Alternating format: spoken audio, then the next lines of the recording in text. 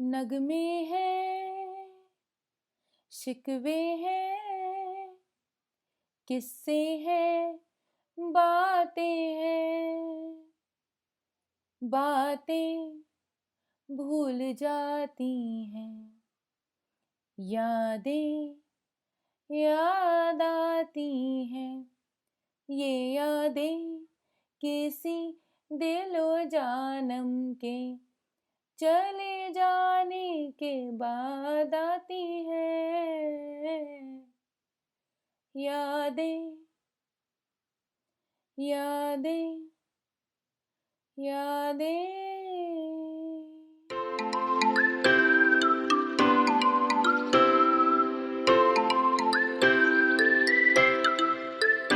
A huge round of applause to all the brave people who managed after my singing attempt. You guys rock! Hello everyone, how are you doing?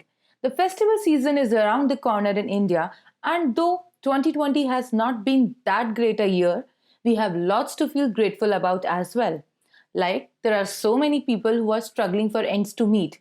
But we, the privileged ones, at least have our loved ones with us, food to feed us, and roof on our heads. So let's be content with this much this year and take it as a breather to step back and analyze our journeys so far. Now, while we are at it, allow me to take you to April 2015, when my journey spiraled out of control. I tumbled down and fell really hard in an oblivion which seemed like a black hole, sucking me in from all the directions. I request you all to please stay with me while for the first time ever I speak about this time frame in such detail and depth. Please bear with me and support me like you always do. Even the thought of doing so has made me so anxious that while I jotted down my pointers, my hands were shaking. So here it goes. By now, you all know Mr. K and I had an arranged marriage. We had an amazing courtship time of almost 4 months, where we dated, we snooped out of our houses to meet each other at odd hours, and in those days we managed to sneak away from any family functions we attended to steal those precious 15 minutes we can get with each other. We were in dreamland, and you name it, we did it. Maybe someday I'll walk you through my love story as well. But for now, let's take this forward. Later in April 2012, we got married. After numerous family gatherings, lunches, fights, making up, holidays, career developments, in March 2015, we finally agreed to plan our family. We had just bought a new house for ourselves, and our third anniversary was just a few days away. So, all in all, it seemed like a good timing. We were happy. We were discussing the interiors of our new home, what furniture to put in, what colors the paint should be. And the thought of a child, which we hadn't even conceived back then, made us ecstatic. We both were looking forward to life like every other person. Meanwhile, around the same time, we received another happy news of my cousin getting engaged. I and my cousin have been really close since childhood, so with this news pouring in, life seemed on getting rosier by day.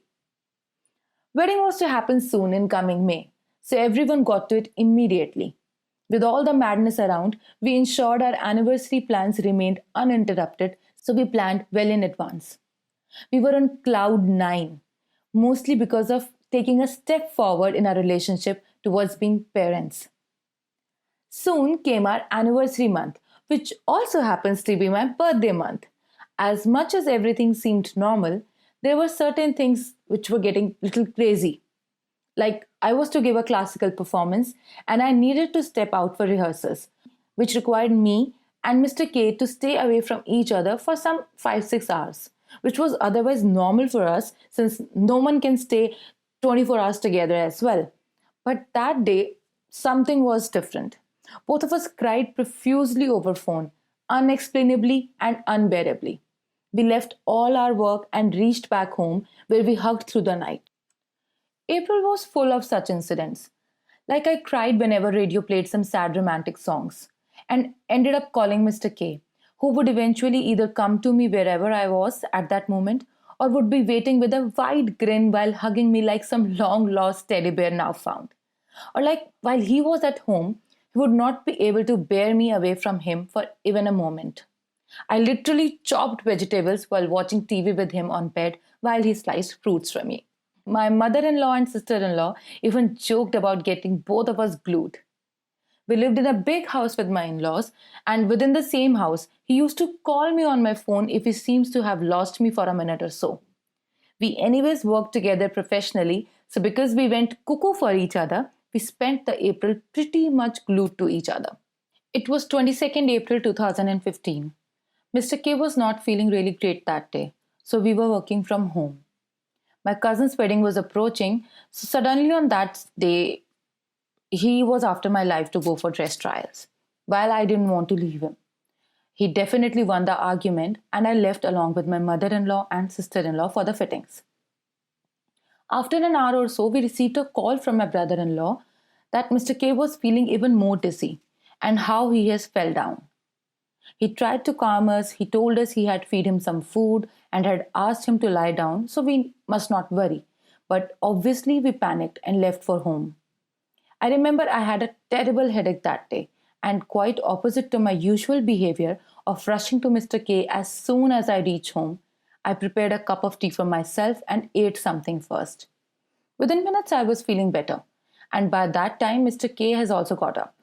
We looked at each other, and he pointed me to finish my food first while he was going towards our bedroom.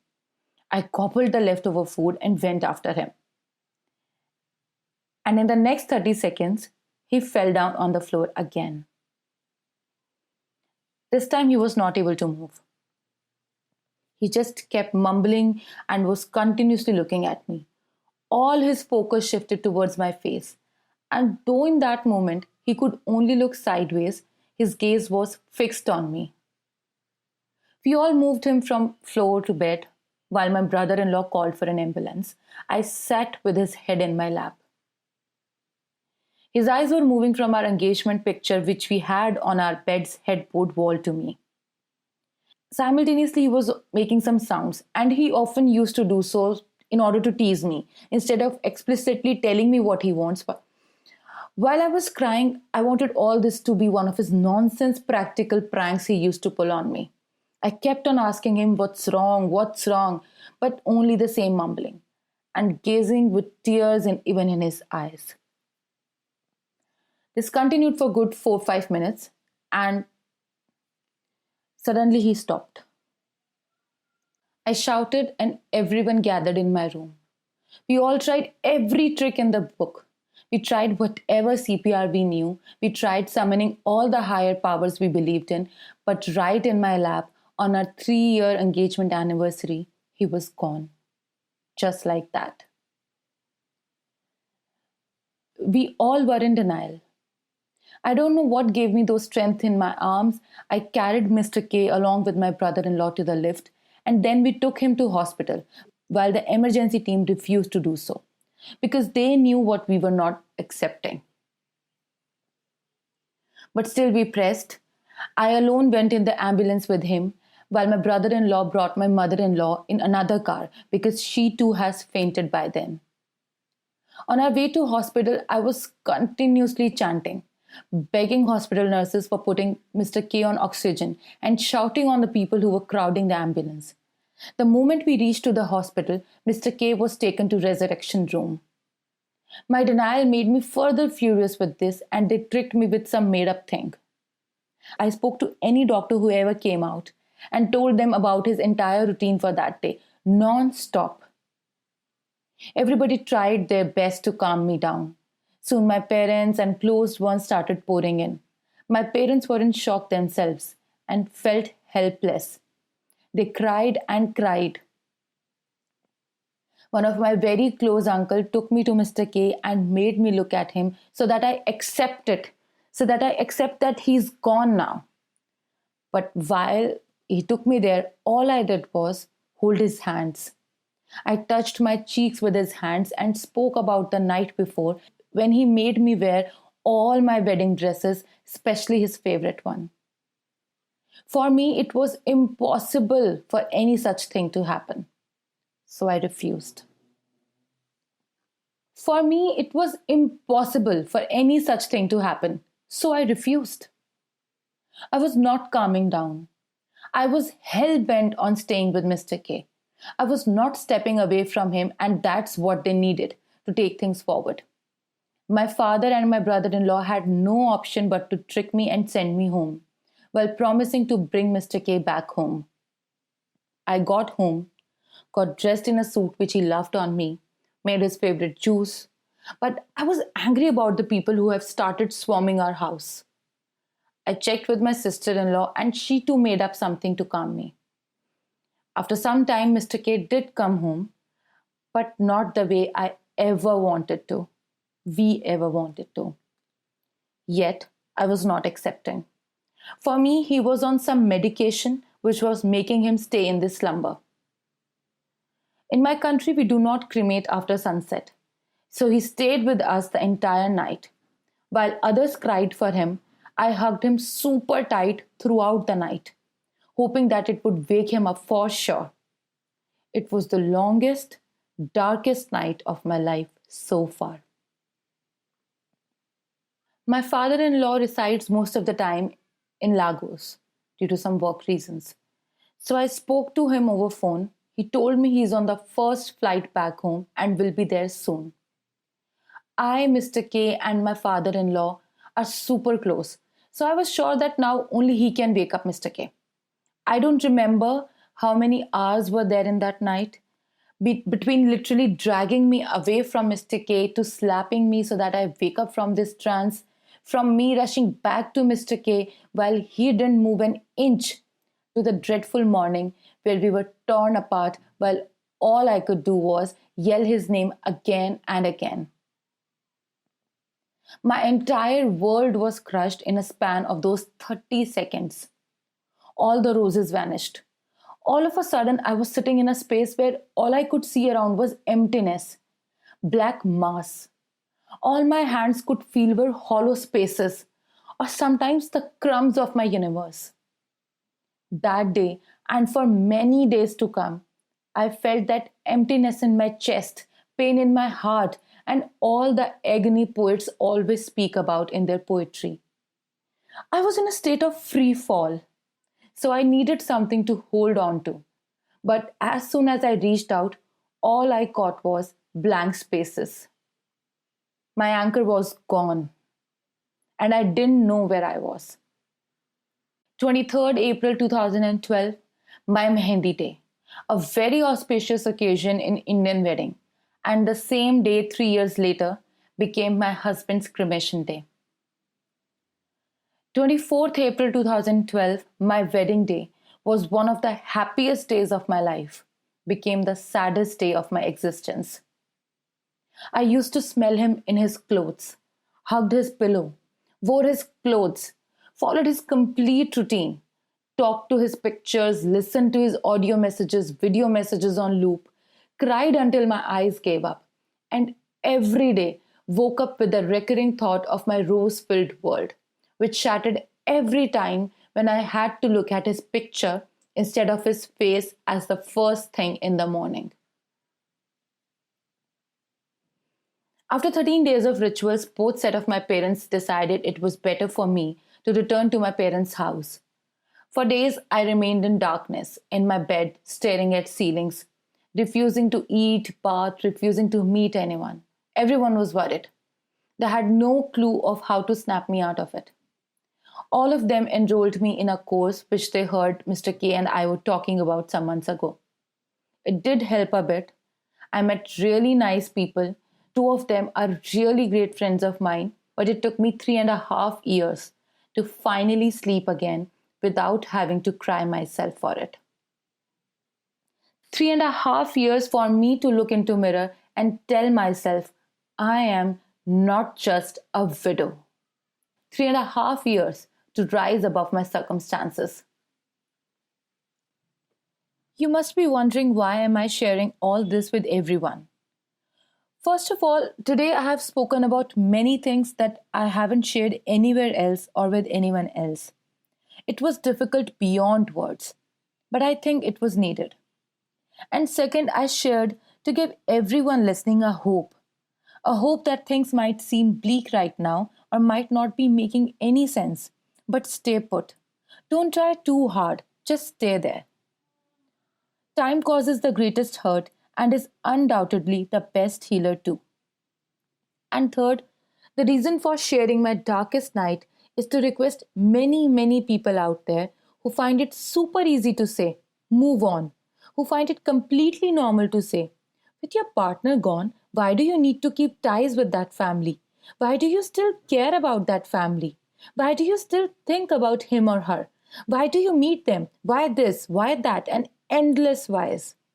I request all of you to let people around you heal. Give them their own time and space to bounce back. You're just adding to our suffering and nothing else. Don't try to snatch away the remaining bits and pieces that we have. It's a process. It's easier said than done. My story is just one example of the many stories that we have around us. So please be considerate. I'm myself scared, Quite contrary to everyone's belief, I do not fear about comparing Mr. K with anyone who I meet next. Because I'm mature enough to understand that no two persons can be alike. But the thought of, will I ever feel loved again, is scary. And then, even if I do, the thought of giving everything again to someone and then losing it again is terrifying enough. I hear people saying that when the right time and right person will come, all your fears will vanish away. And over the time, I have put my belief into it. I took my own sweet time, then thought there is no harm in putting my faith into it. Because magic does happen, and I am waiting for mine to happen. Mr. K once told me, no one can ever stand for you. They can support you, guide you, but you have to walk yourself, stand for yourself. And this advice has stuck with me. His voice keeps echoing in my ears, and whenever I struggle, I can feel him guiding me through life. I'm certain about it. So here I am. I am at a better place now. I'm happy with my own self and believe things are going to get better now. I would say, just believe, guys.